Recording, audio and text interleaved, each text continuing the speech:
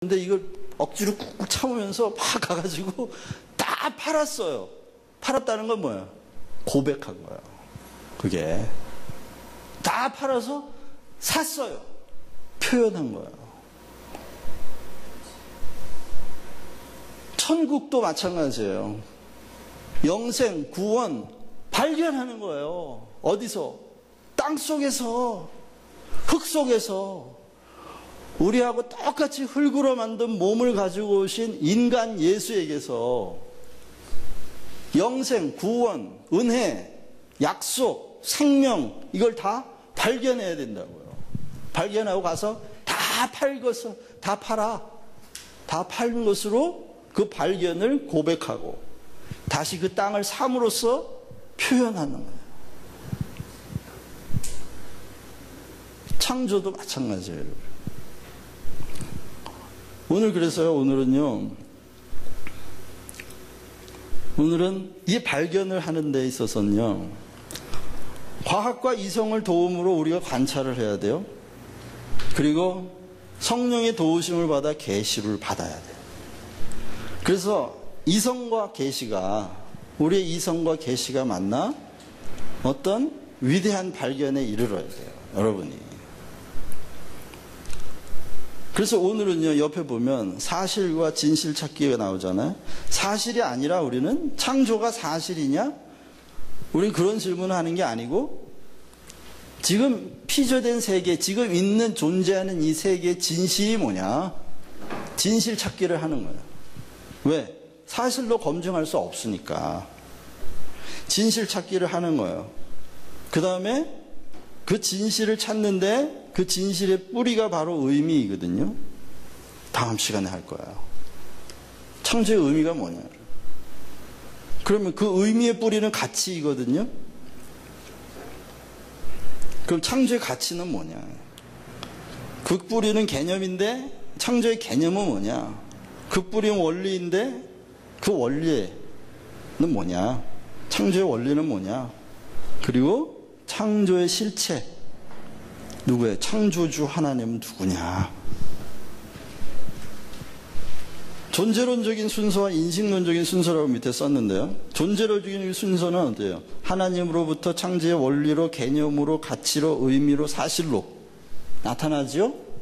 그러나 인식론대로 깨닫는 건 거꾸로 사실, 의미, 가치, 개념, 원리, 실체로 깨달아가는 거예요. 우리는 거꾸로. 제가 지난번에 모래시계를 하나 그린 적이 있는데 기억나시는지 모르겠어요.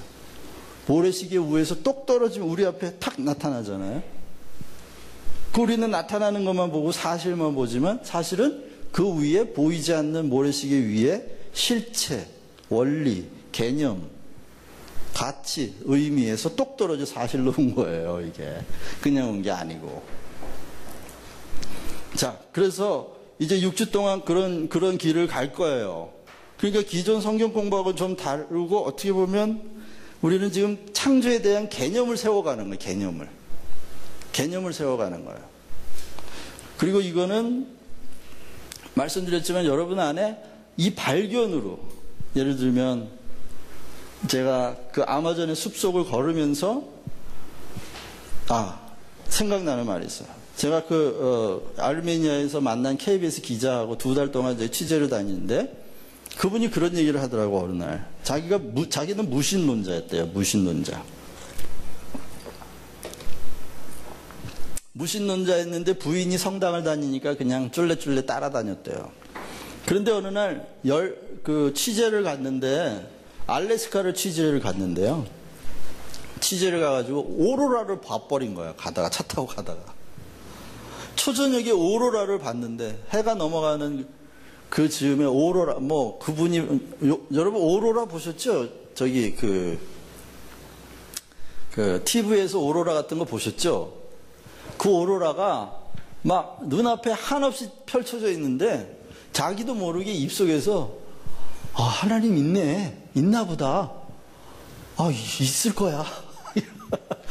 그게 우연히 그냥 그 눈앞에 우연히 이게 자연현상으로 나타났다고 하기에는 너무 아름다워서 표현할 수 없을 만큼 너무 아름다워가지고 이걸 우연이라고 말하고 싶지 않더라는 거예요. 네? 이게 그냥 우연히 나타난 현상이라고 말하고 싶지가 않아. 그렇게 말하면 너무 허무해지겠대, 자기가. 너무 허무해요. 이게 그냥 우연히 있다가 없어지는 거라면 너무 허무하다. 이런 생각이 들면서 하나님 계시구나 하고 그때부터 하나님이 있다는 게 믿어졌답니다. 발견이죠? 발견이에요. 발견이고 그래서 자기 아들 10살 될 때 얘 손을 붙잡고 알래스카를 갔대요. 걔한테 오로라를 보여주려고? 아니, 하나님이 계시다는 걸 가르쳐 주려고. 발견이에요. 그렇게 하나님은 그런 방식으로라도, 초자연적인 방식으로라도 하나님이 우리를 찾아오셔서 하나님 계시다. 하나님이 내가 널 만들었다. 말씀하시고 계신다는 거예요. 자, 그렇게 우리가 지금 해나가는 작업은 여러분 안에 그 발견이 있기를 바라는 거예요. 자, 그래서요, 빛과 에너지에 대해서 좀 생각해 보려고 그러는데, 왜냐하면 창세기에 보면 빛이 있으라 하심에 빛이 있었고, 그게 창조의 시작이었잖아요. 그렇죠? 그 창조의 시작이었는데, 그 빛과 에너지를 가만히 생각해 보면, 창세기 1장 3절에 이제 빛이 있으라 하는 말씀을 하시는데, 요한복음 1장을 한번 가서 보시면은, 요한복음 1장에 보시면은, 요 위에다 제가 찾아놨어요. 요 위에, 여러분 위에. 태초에 말씀이 계시니라. 이 말씀이 하나님과 함께 계셨으니 이 말씀은 곧 하나님이시라. 그가 태초에 하나님과 함께 계셨고 만물이 그로 말미암아 지은 바 되었으니 지은 것이 하나도 그가 없이 된 것이 없느니라. 그 안에 생명이 있었으니 이 생명은 사람들의 빛이라. 빛이 어둠에 빛이 되 어둠이 깨닫지 못하더라. 거기 보면 그 안에 생명이 있었으니 이 생명은 사람들의 빛이라. 빛과 생명이 분명히 연관이 있어요. 성경의 계시에 의하면. 그래서 창세기 1장의 그 빛이 뭐냐? 그게 뭐냐? 과학자들이 말하는 빛은 입자와 파동이래요. 다시 말하면 빛은 입자인데 운동을 파동으로 물결 분위처럼 운동을 한다는 거예요. 자, 운동을 하는, 그러니까 빛이 운동을 하면 어떻게 되죠? 운동을 한다는 말은 움직인다는 말이에요. 운동한다는 말은 움직이는 거리가 있고 이동 거리만큼 시간이 걸린다는 거예요. 그 말은 뭐냐면 빛이 없었는데 빛이 있으라 했어요. 빛의 속성은 입자이면서 동시에 파동이에요. 그 말은 빛이 있으라 함과 동시에 이 빛이 움직이는 거리와 이 빛이 움직이는 거리만큼 확장되는 시간이 생겨났다는 거예요. 이해가 가세요? 공간과 시간이 빛이 있으라 하는 사이에 그 빛이 생겨나면서 시간과 공간이 생겨났다고요. 이해가 가세요? 그러니까 빛이 있으라 하면 시간과 공간이 확 생겨났어요. 그 전엔 뭐가 있었어요, 그러면? 몰라요. 우리는 그 전에 뭐가 있었는지 몰라요. 그런데 분명한 건 하나님께서 있다와 없다를 결정하시는 순간이었다는 거예요. 거기에 그때가 있으라. 그럼 있으라 하시기 전에는 없었던 거지 뭐.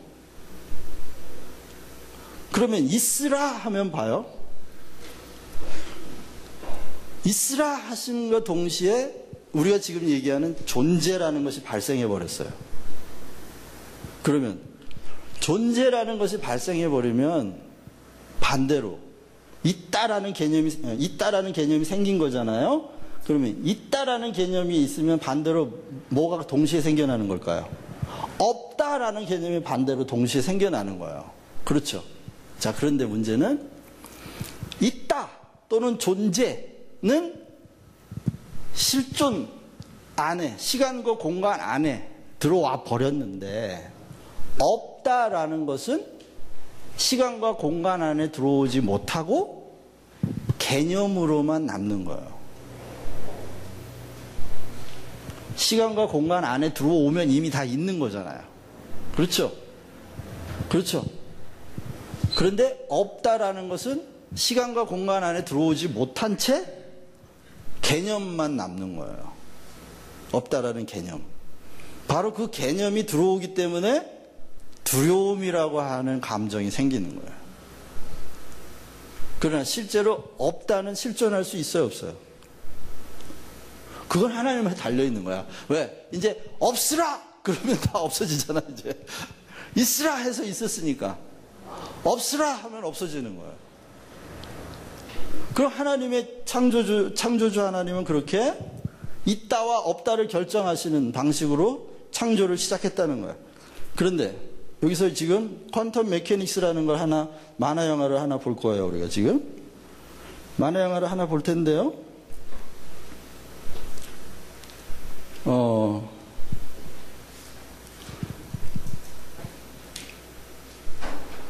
이 만화 영화는 빛에 대하여 설명하는 소위 퀀텀 메케닉스라 그래가지고, 뭐라 그러죠? 분자 물리학에서 얘기하는,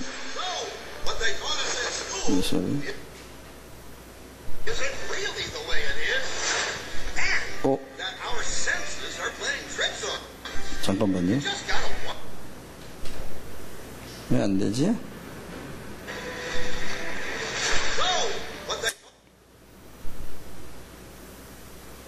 저는 이렇게 봐야 되겠네. 에이씨.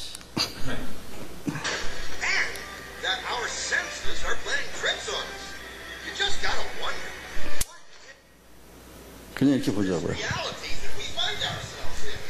제가 설명해 드릴게요. 보면서. 이거는 미국의 국민학교 5학년 정도가 보는 만화 영화예요.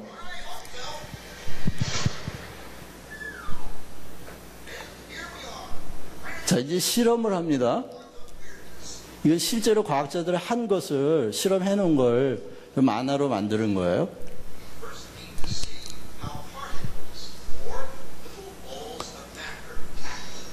자, 입자 운동이 어떤 건지를 보여주는 실험을 하는 거예요. 입자 운동을 할 때 저 판자에다 구멍 하나를 뚫어 놓고요. 입자를 계속 총알 같은 입자를 쏘면은 그 구멍의 모양으로 뒤에 박히죠. 그대로. 자, 그럼 구멍을 2개를 뚫어 놓고 입자를 계속 쏘는 거예요. 아까처럼. 그러면 저 뒤에 2개의 길다란 구멍 모양으로 그대로 나오죠. 저게 입자가 운동하는 방식이에요. 입자. 자, 그런데 요거는 웨이브, 물결이죠? 물결이 운동하는 방식이야. 저 보세요. 저렇게 판자에 구멍을 하나 뚫어 놓을 때 이렇게 물결이 뒤에 닿는 건 가운데 입자하고 똑같이 생기죠? 그런데 이 웨이브, 그러니까 파동이에요. 물결파가 구멍이 2개일 때는 보세요. 저렇게 서로 간섭무늬라 그래요. 저게 interference pattern이라 그래서 간섭무늬가 나서 보세요. 하나의 신호가 계속 가는데 구멍이 2개가 되니까 2개의 신호로 만들어지고 그게 서로 간섭을 해서 저렇게 패턴이 여러 개가 나오죠. 자, 이거는 입자 운동이에요. 이거는 웨이브. 파동 운동은 이렇게 무늬가 나타나는 거예요. 자, 그럼 보세요, 이제. 빛이 어떻게, 자, 광전자 세계로 들어가서 빛이 어떻게 운동하느냐 보자는 거죠.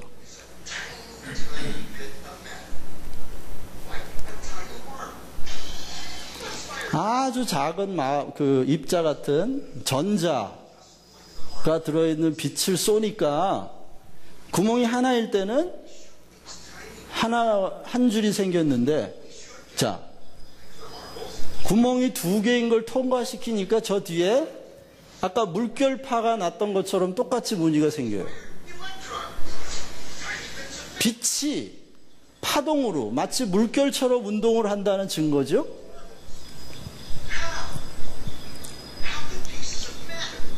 어떻게 이런 일이 있을 수 있을까요? 어떻게 파동으로 물결 무늬처럼 빛이 운동할 수 있을까? 과학자들이 연구했어요. 서로 입자들이 가는 길을 방해해서 그렇게 됐는지도 모른다 생각하고 입자를 하나씩, 빛의 입자를 하나씩 쏘는 거예요.